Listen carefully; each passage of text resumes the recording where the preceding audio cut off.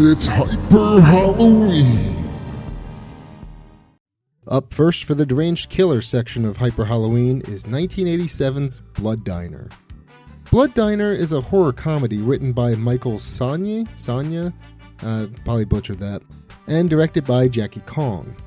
Blood Diner is able to blend both comedy and horror elements very well as mix it with a lot of gore.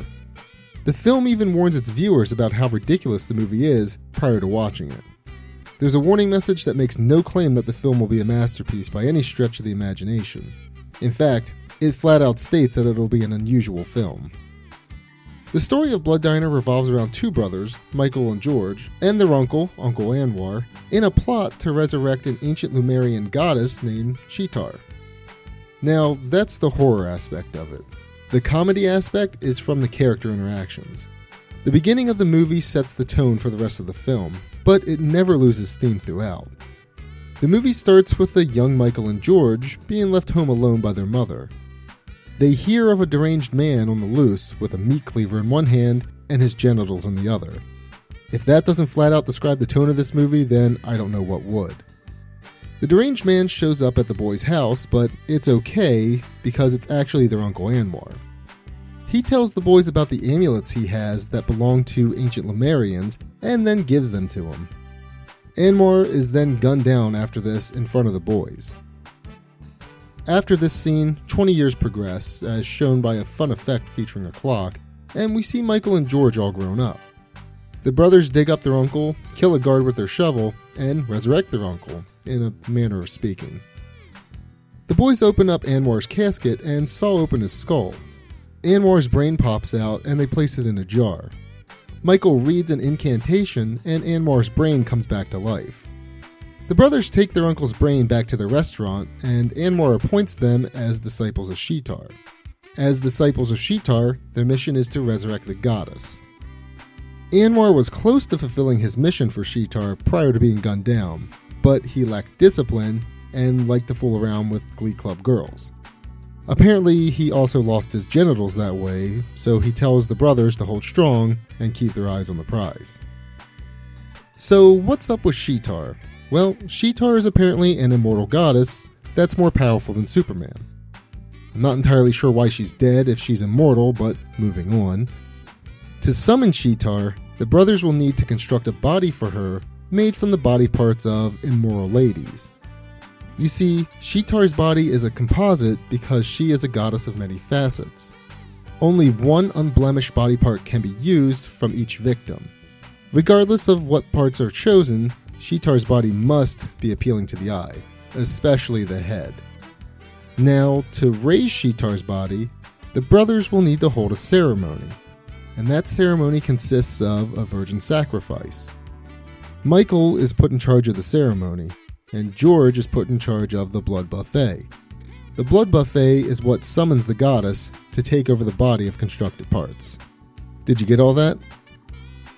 The brothers also own a vegetarian fast food restaurant.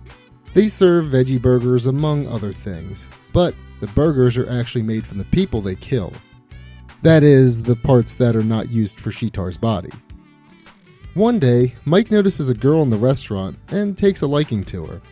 At least, that's kind of what we're led to believe at first glance. Realistically, she's seen as a virgin, so Mike invites her to the Lemurian feast. Blood Diner follows a similar pattern throughout. The brothers attack a group of women, the cops investigate, and then we see what's happening at the restaurant. The film ultimately ends at a nightclub where the blood buffet occurs. The brothers feed some of the nightclub patrons a special stew and all hell starts to break loose. I won't spoil the ending anymore because it honestly does get very crazy and my words just probably wouldn't do it justice. Looking back at the characters for a moment, Uncle Anwar has a ton of funny one-liners throughout the film. He's the driving force behind the brothers performing the ritual. Between referring to women of the night in a variety of endearing terms to referring to his own demise where he lost his genitals, he's one of the best characters in the film.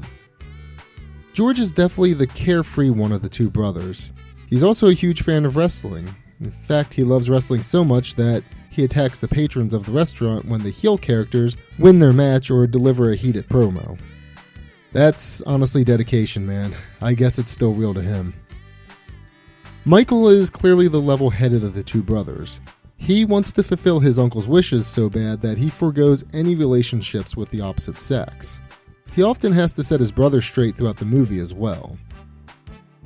So one cool thing that I didn't know when I first watched Blood Diner was, apparently Blood Diner was originally pitched as a sequel to 1963's Blood Feast.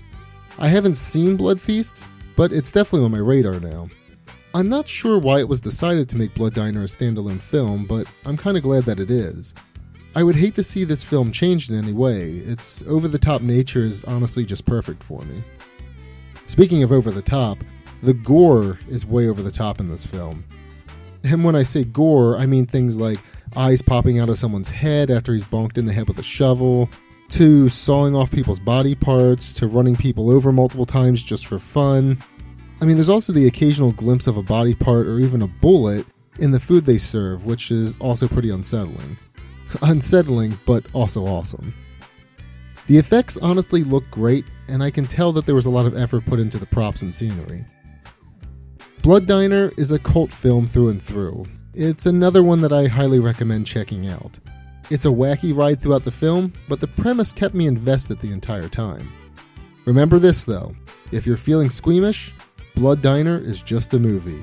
And all of the mutilations, dismemberment, and cannibal rituals were performed by seasoned professionals.